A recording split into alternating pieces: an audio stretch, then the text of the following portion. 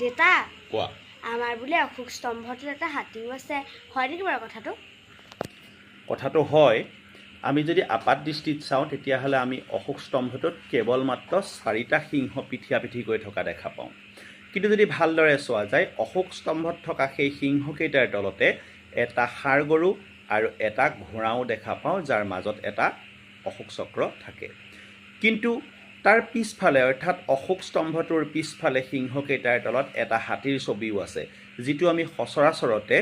আমাৰ ছবিবিলাকত আমি দেখা নাপাওঁ এতিয়া যদি কেনেবাকৈ এটা প্ৰশ্ন সোধা হয় যে আমাৰ অশোক স্তম্ভটোত সৰ্বমুঠ কেইটা প্ৰাণী আছে তেতিয়াহ'লে আমি ক'ব লাগিব যে তাত 4টা প্ৰাণী আছে যিহেতু সিংহ আছে ষাঁড় গৰু আছে ঘোঁৰা আছে আৰু হাতী আছে এই 4টা প্ৰাণীয়ে বেলেগ বেলেগ গুণক প্ৰতিনিধিত্ব কৰে লক্ষণীয় যে আমাৰ অশোক স্তম্ভটোৰ তলত সত্যমেৱ জয়তে বুলি লিখা আছে দেৱনাগৰী লিপিত যিটো অনা হৈছে মুণ্ডক উপনিষদ নামৰ আমাৰ উপনিষদখনৰ পৰা 1950 চনৰ 26 জানুৱাৰীৰ দিনা আমাৰ অশোক স্তম্ভটো গ্ৰহণ কৰিছিল আমাৰ দেশৰ ৰাষ্ট্ৰীয় প্ৰতীক হিচাপে